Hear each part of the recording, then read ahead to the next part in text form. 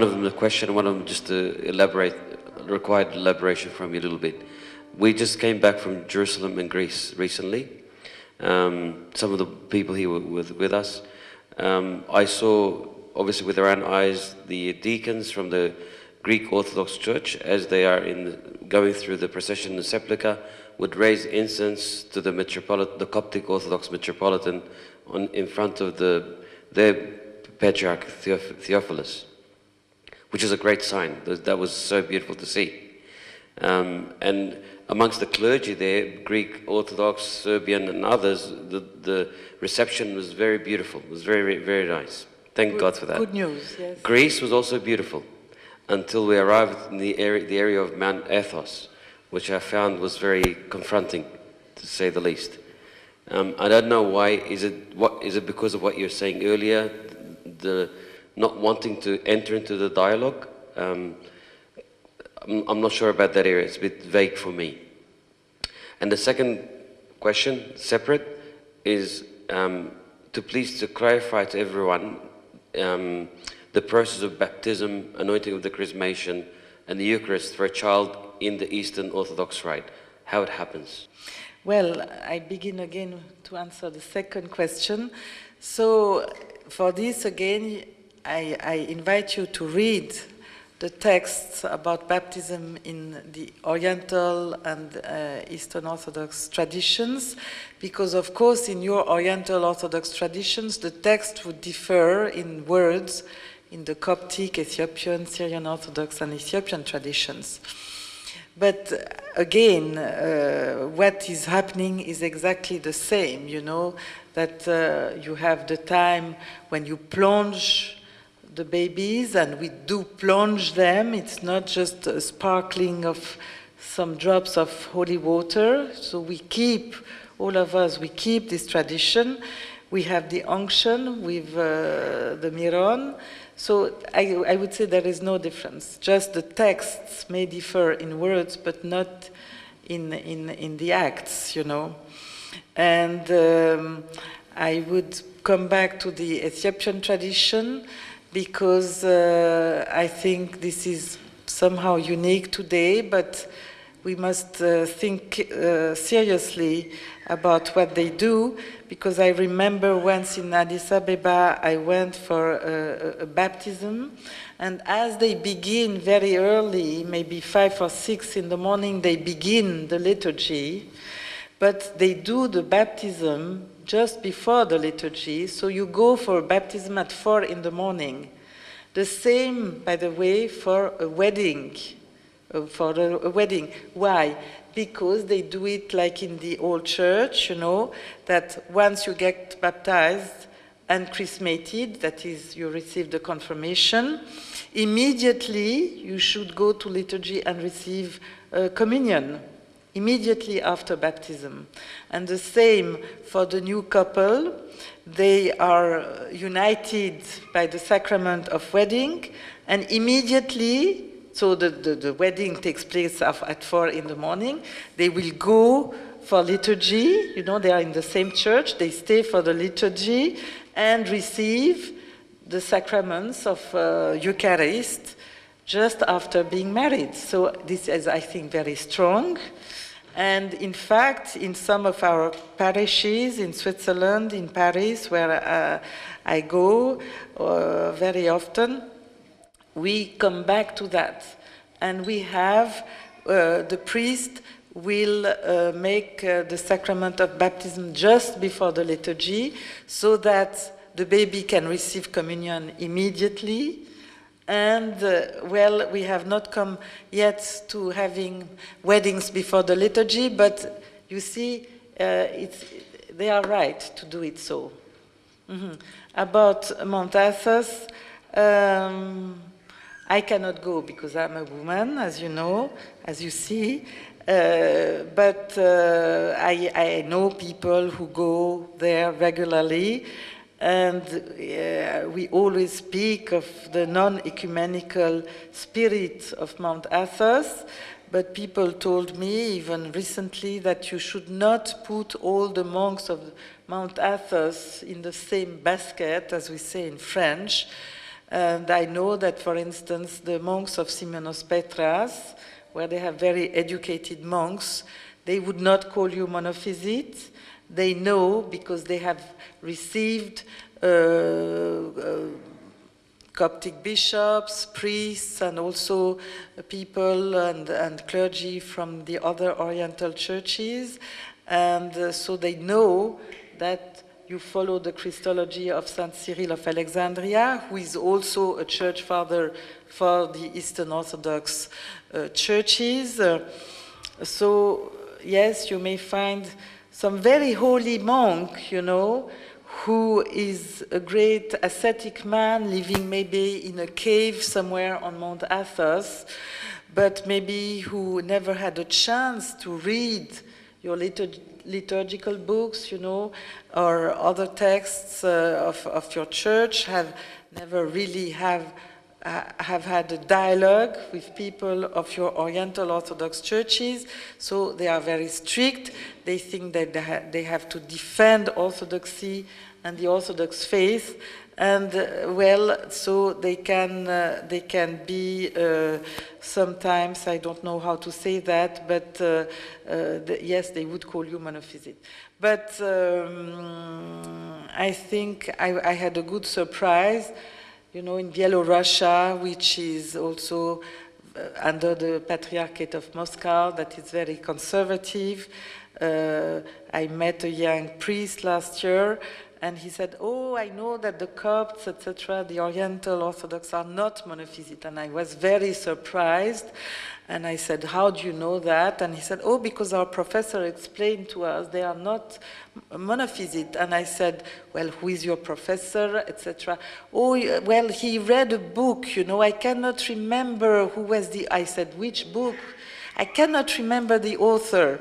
And then he saw my name, he said, it's your book, it's this book, which was translated 20 years ago into Russian, and put, you know, when it was out of print, they put it on internet, so anybody can read it for free. So you see, after 20 years, this professor in Minsk, Belarus, happened to find this book on internet, and was convinced, and I have never met him, you see, and suddenly something came out. So we must pray, I think. We must pray. And I think whenever you go to Greece, or, well, maybe sometimes it's not very healthy, you know, when you come into theological discussions, because these discussions can become disputes. So instead of dialogue, you know, you will feel aggressed, and the other person may be aggressive, or etc. So I think sometimes it's better not to say anything and to pray and to let the Holy Spirit work in our hearts and minds. But I think it's always good to inform the people, because in 1985 I had organized what I call the philoxenia, that is, you know, an encounter with, sisterhood. I had convinced Pope Shenouda and Amba Bishoy that 2 nuns of San Damiana would come to Greece and visit about 12 convents. So they came, and I came from Geneva with my little car to meet them in Greece, and we went to visit these Greek Orthodox convents. So I remember in the very well-known convent of Ormilia, which is near Thessaloniki, and the spiritual father comes from Mount Athos, from Simonos Petras. So there are women outside Mount Athos, but they are under Mount Athos. And I had discovered myself in that time that all the troparia, what they call troparia in Greek, you know, all these special songs and texts for every great festival. And the main and most famous is Christos Anesti for Easter, which you have kept in Greek language words until today, you know. But it's not only for Christos Anesti for Easter. All the great festivals, you have this Greek troparia. And so when I discovered this, I said to the Coptic nuns, please, in every convent, please sing these songs. And so they did, and I tell the story of what happened in this convent of Ormilia. So the superior mother, igumena, you know, she listened to them. She was so surprised. And then I discovered you sing I did not know before the trip to Greece, that you have the monogenes, which you sing on Good Friday, kept word by word in Greek language. And they sang the monogenes, and we had given the Coptic book, to this mother. And when they finished, the mother said, you pray the monogenes, which is used in our liturgy, Eastern Orthodox liturgy, anaphora of St. John Chrysostom, every Sunday, you know, and speaking of Christ, you know, as God and incarnate, that is human. It's clearly said in that prayer. So the mother was so astonished, and she said, you sing the monogenes, but you are Orthodox? So you see, sometimes you need a little click, we say in French, you know, and the new world opens up, you see. So sometimes, well, I encourage you to sing the monogenes and the Christos Anesti when you go again visit Greece or Greek churches and parishes, including in Australia, where you have many Greek parishes, including, of course, in Sydney.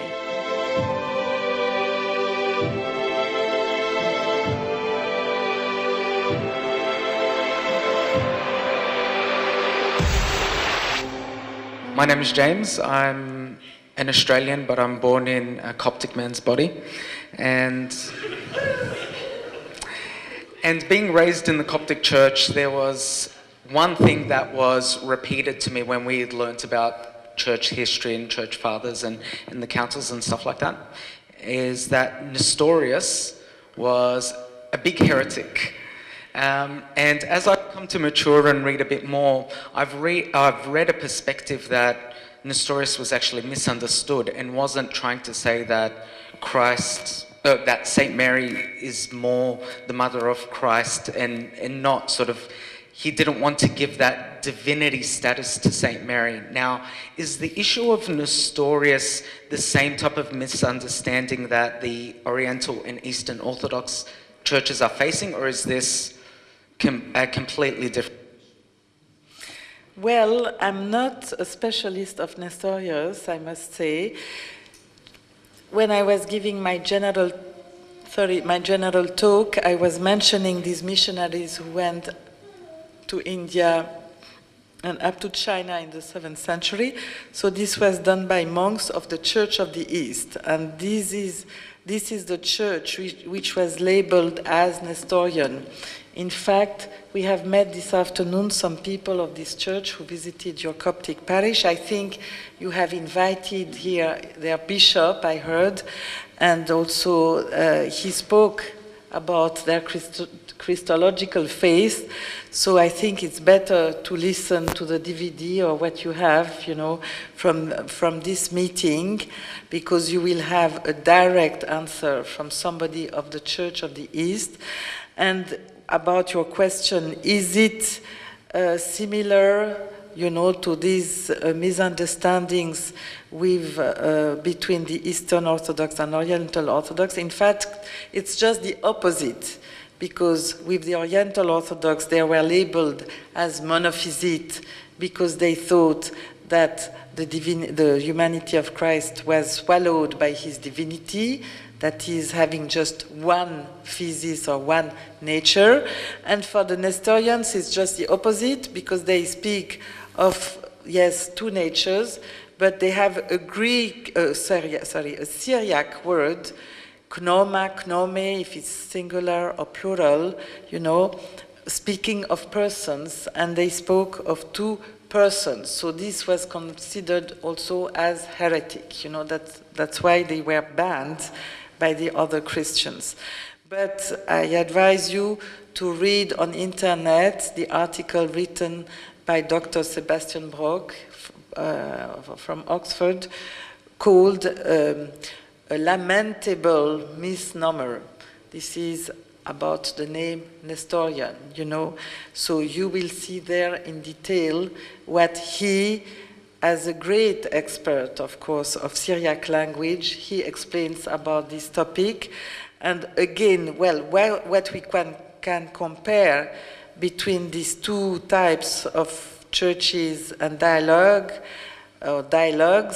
is that we can speak of a misunderstanding, you know, in the word physis in the context of the Oriental Orthodox. It's not one physis, it's a composite physis of divinity and humanity, and the same could be said about this word knoma, knome, which were translated, but you see it's Syriac.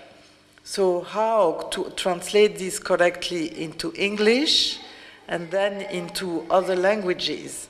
And so the scholars of Syriac, I'm not a scholar of Syriac language, well, they explain to us that in fact also we have to understand what they really mean by these two words, knoma, knome, you know, which can be also understood as two natures.